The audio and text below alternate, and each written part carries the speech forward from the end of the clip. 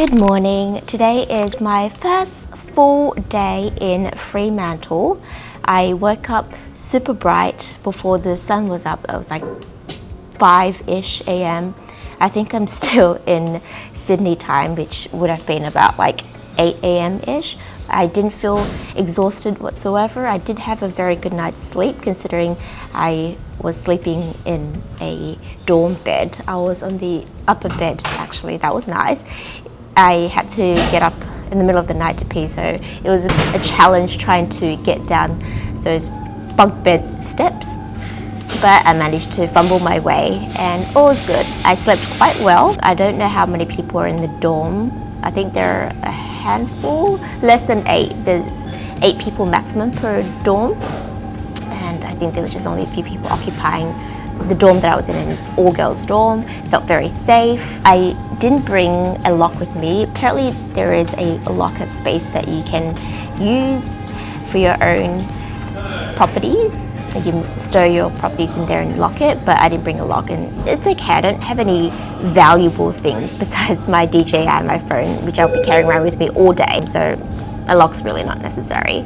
I have my luggage stowed next to my bed, and I was trying to find all the things that I needed this morning in the dark because I didn't want to wake up all the other girls as well. So I managed to get myself dressed. I have this beautiful red dress, as you can see. Gorgeous. I showed it to you when I was packing in my last vlog. Oh, it's like sirens going on. Anyway, I showed it to you in my last vlog. This is the first time. Is this normal? Maybe it's part of the prison experience. Anyway, I showed it to you in my last vlog when I was packing, and it's the first time I got to wear it. I'm super excited to be wearing this because it's going to be warm today, although it's a bit more windier than yesterday. I'll be going to a couple of museums. That's my agenda today. Do the tours that I booked for Fremantle Prison, which includes the tunnel tour, and that's in the afternoon, and then at night the torchlight tour. I'm super excited about that. I can't be drinking for the tunnel tour, so no day drinking. But before then, I have the wartime museum that I'll be visiting. Of course, I'm going to be having some delicious brunch along the way. Coffee is the first stop, though. I haven't had any coffee yet. I'm not caffeinated. I need to get myself some coffee before I head off to the Army Museum.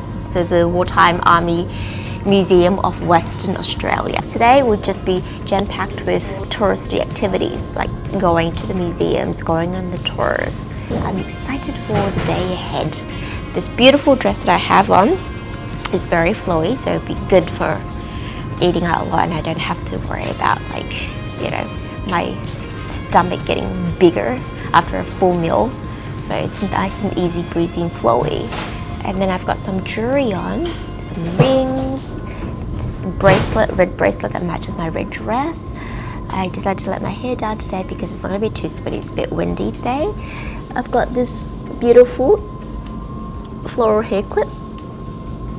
You can see red lippies, loads and loads of sunscreen, and of course some dangly earrings. Oh, and then my sandals that I'll be wearing. I have to wear shoes for the first tour, which is the tunnel tour, so I'll get back here in time and change into joggers or runners and stuff. But in the meantime, I've got these really cute sandals. They're really comfortable to walk on. So, just show you outfit of the day.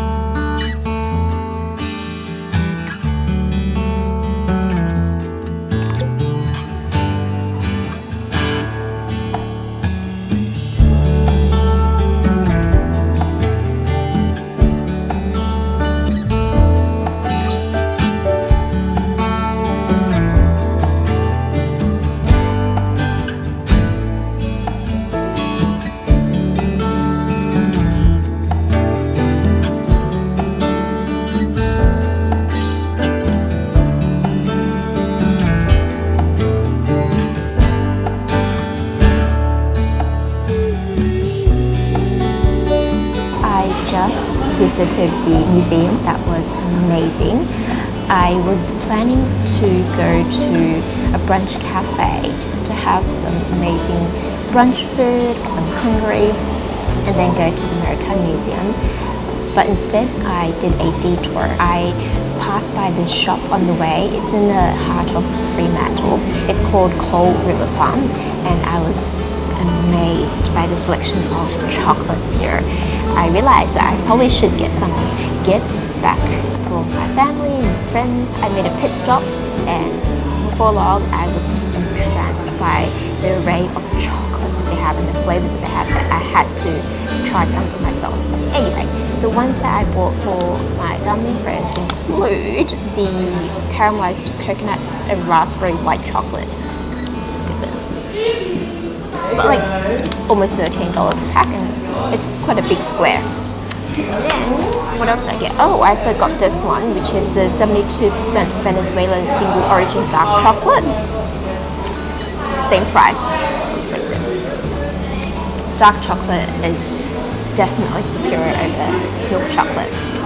They also have like white chocolates, and because it's almost Easter, they have Easter bunny chocolates as well.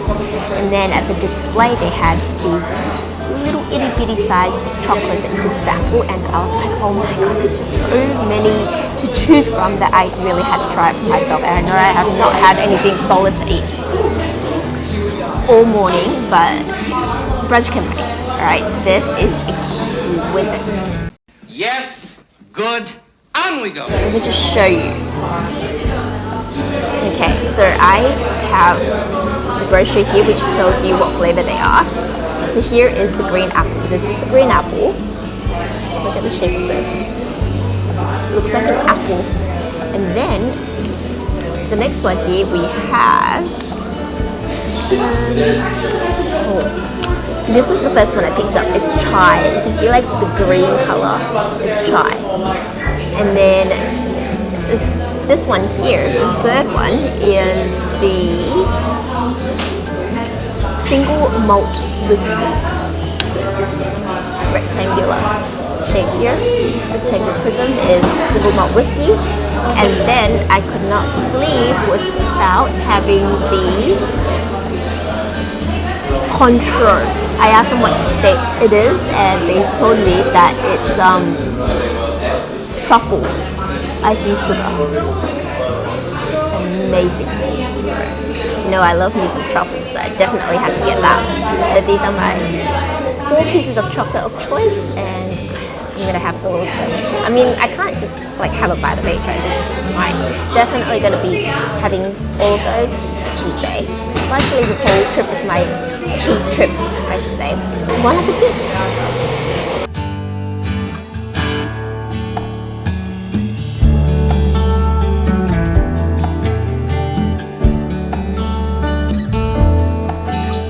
Wow. It is a delight. It's gooey in the inside.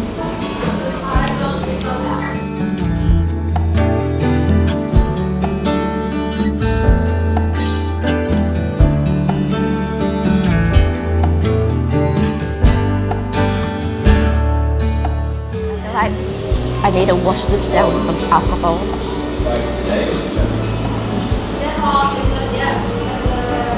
Not wine. I would say a spritz.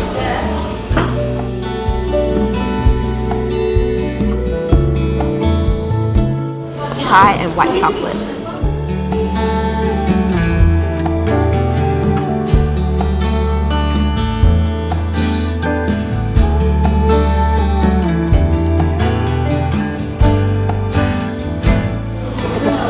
Paste inside.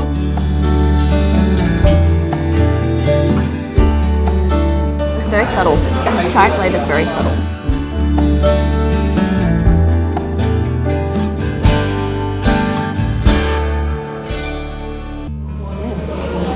This one's quite a thick chocolate paste inside. Wow. Okay, I think this one would be my favorite so far out of the 3. You can really taste the whiskey after tasting your tongue.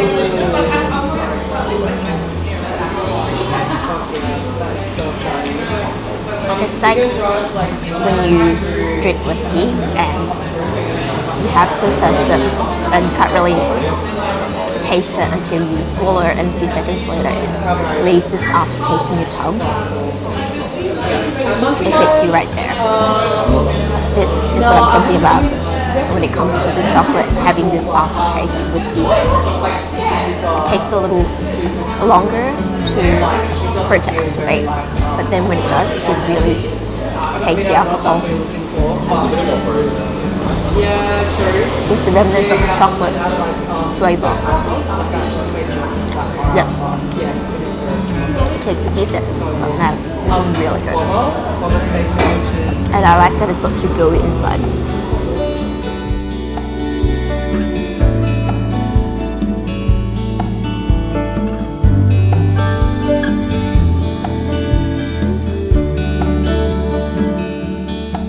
It's got ice and sugar, that's why it's white.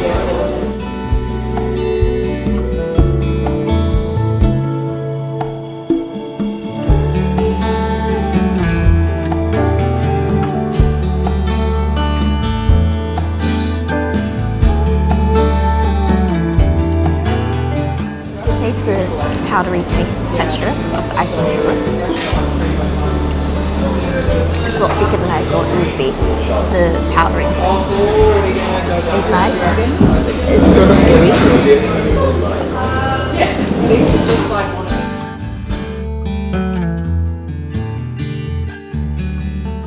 It's almost got like this toffee texture in the inside.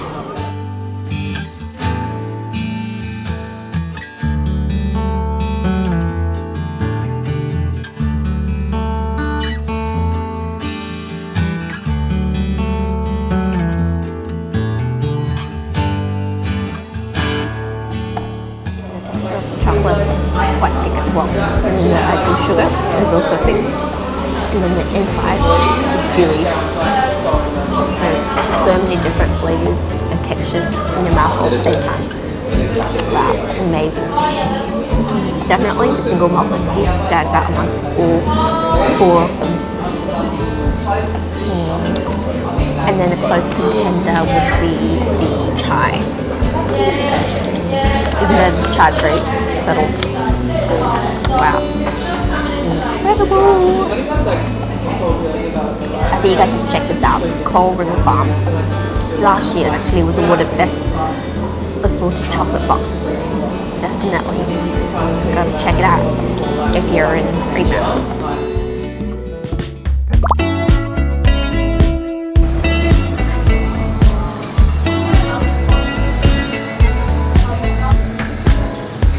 Here we have this vast array of food that I know I ordered, but I'll definitely be packing away for my dinner tonight. But first off, I really craved duck curry because, if you guys know, I went to Thailand, specifically Phuket, end of last year. And I've been watching White Lotus, so I've been really missing Thailand. Just my mind brings me back to when I was in Phuket, swimming, snorkeling, sun tanning at the resort, and it's just so luxurious. Playboys, I don't wanna be your play toy. I can't let you flip through my pages and hold me close like those Playboys. I don't wanna be your play toy. Don't you know that I'm so much more? Anyway, I am missing Thailand a lot, so hey, why not have some Thai food whilst I'm in WA. Australia does have amazing Thai food. This meal is extravagant, I know, but I really feel like Asian food. And I'll be having a lot of pub food, seafood when I'm staying here in Fremantle. I really feel like having some Asian food, specifically Thai food, to mix things up a little bit.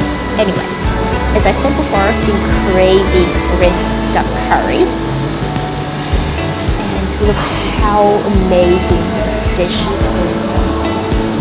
I love coconut curry. And it's got roast duck. It's got lychee in there as well. And it's got little flower petals. The design is exquisite. Attention to detail is perfect. And then of course gotta have some greens in my diet. So this is the kangkong moo crop, kangkong vegetables, and I also love pork belly. There's little bits of pork belly in there. It's got chili, so it's slightly spicy. Love it. Instead of white rice, I got this. Oh, it smells very fragrant. Coconut saffron rice. It's a bit of a premium price, almost like $6 for it. And then because I'm going on the tunnel tour later, I can't have any alcohol in me. I decided to have mocktail instead. This is more like slushy. This is their Thai milk tea slushy. Look how beautiful it looks. The cup has got a face on it, and it's got like little, I don't know if you can see, like pearl, see-through pearls in there on top. It's got some flowers. It's a beautiful design. And I wonder what it tastes like. Oh, it's quite thick.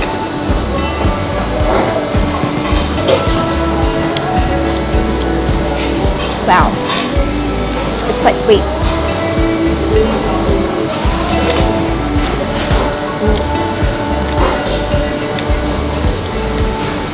Quite sweet and thick. I love it. Let me try the pearls.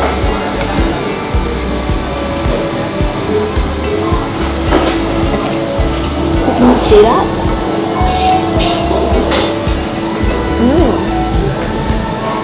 It's a thicker texture than most pearls. It's a bit more dense. Interesting. And then, what else is there? It's got some jelly as well for that.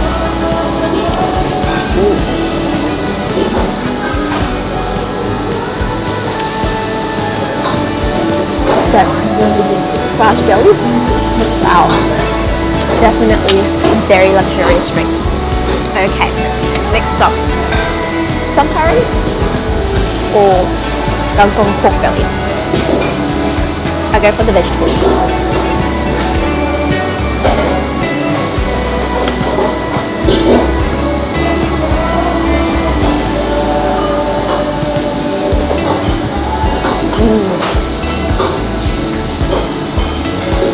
I love the crunch of the vegetables.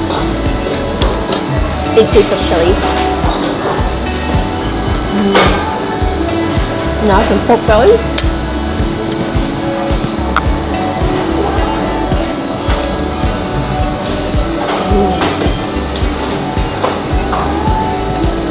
I like the skin of the pork belly when it's crispy and chewy at the same time. And this really does it perfectly. Ooh, it's quite chewy,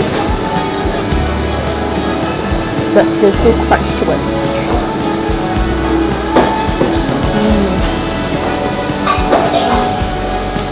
Hey, are you guys like more of a stalk or leaves person? Do you prefer stalks and vegetables or leaves? For me, I prefer stalks because I like how crunchy it is.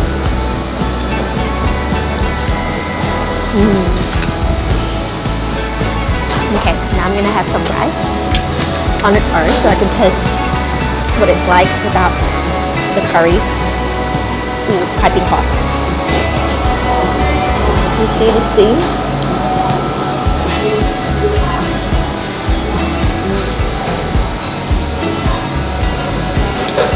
Wow, incredible. I can taste the coconut. I don't know what that was supposed to taste like in rice, but I know it's quite expensive. So there's probably very little saffron in that, but the rice is yellow. Oh duh. You can see it's yellow. But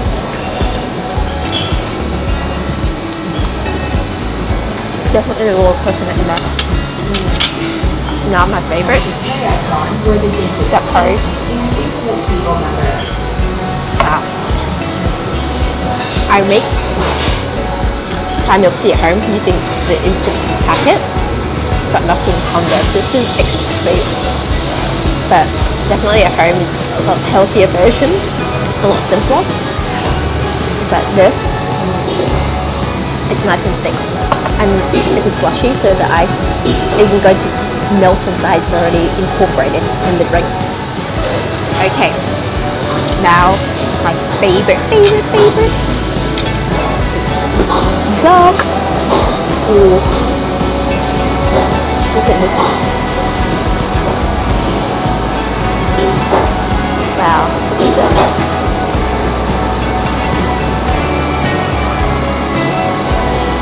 Amazing.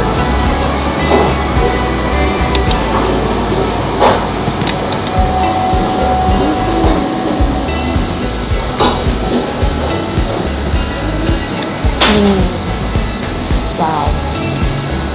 It's so flavorful.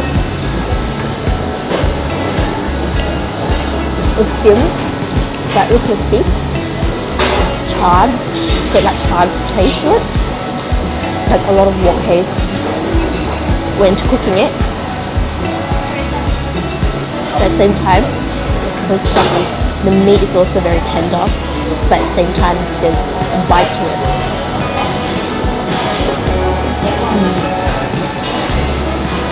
Wow. Let me taste the curry. They added ginger in there. That's cool.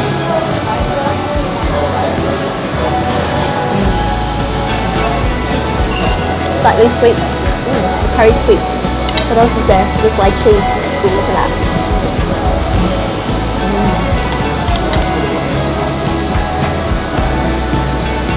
Wow. Let me get some of that sauce into the rice. I wonder what the combination of curry and saffron coconut rice would be like. Well, here's a try.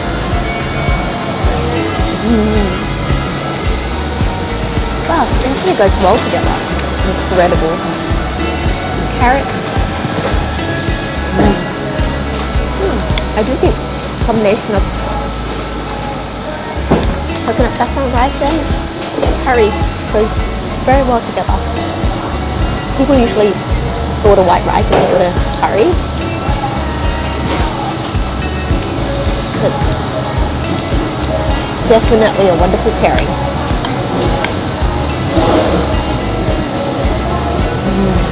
Wow.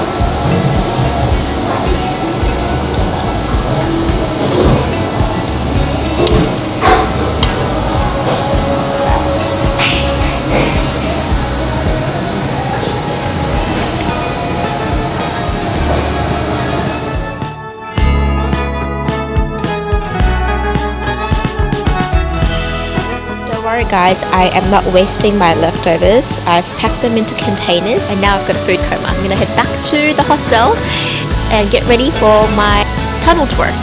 Catch you guys later. This cell block has never had any plumbing. Now 1850s you went to bed with a bucket. In 1991 you went to bed with a bucket. And you're sharing that cell with another man.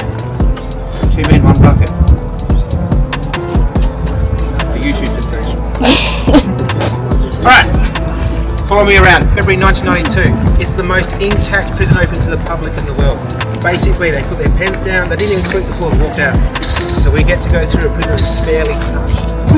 Now, in this prison in 1991, you could only have 2 showers a week.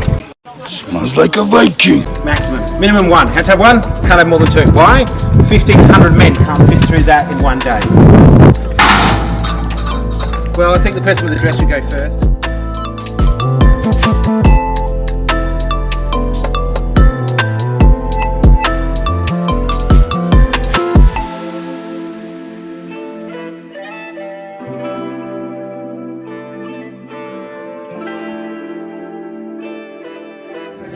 This is an open work sort of courtyard.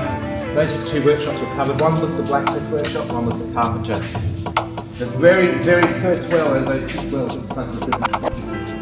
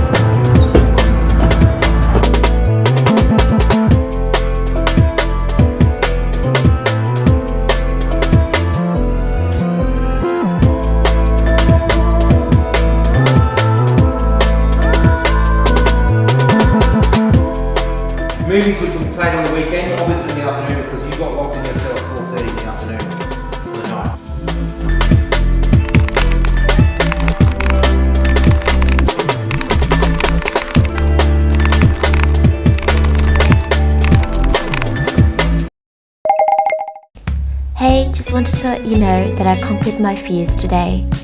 Much later. Hello everyone! I just got back from my tunnels tour at Fremantle Prison. It was a 2.5-hour tour, and let me just say it was the best time of my life. It was definitely money well spent. I had to go underground and there were just so many nooks and crannies. I had to walk with my back bent through crevices and went on a boat ride through like this underground canal.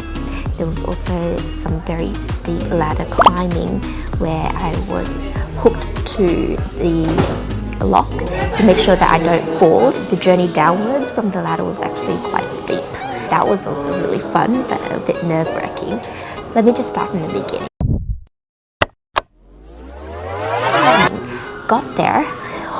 I got there like in time. Like the tour was 2:40 p.m. Got there at 2:41. Rushed there and everyone else in the group was already there. The tour guide was amazing. He saw that I was wearing a dress. He said, "Oh, no worries, it's okay. We'll get you sorted." So there'd be like a harness over your dress to make sure that you comply with safety regulations, but you don't have to change or anything like that. Even though everyone else was wearing shorts or pants, I was the only one wearing a dress. Oops. But anyway, I didn't get reprimanded for that. I was allowed to go on the tour, thankfully.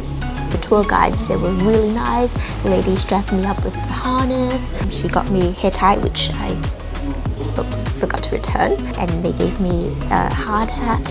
We also had to wear boots because along the way underground there was muddy water, although it's not very deep because it hasn't been raining a lot here.